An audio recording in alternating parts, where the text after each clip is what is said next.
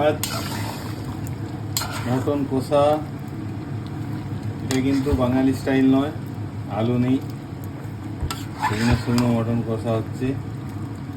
বন্ধুরা দেখো কালারটা কেমন হয়েছে, আর একটু কি দেবো? এটা কিন্তু টমেটো দেয়া নেই, বিনা টমেটো বিনা আলু মটন কষা। এরকম ছোটো ছোটো পিস করেছি, ছোটো ছোটো পিস করে এটা এখানে কষতে হবে।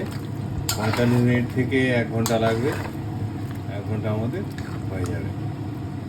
ওকে, ভালো, ওকে, বাই বাই, ভালো থেকো সবাই।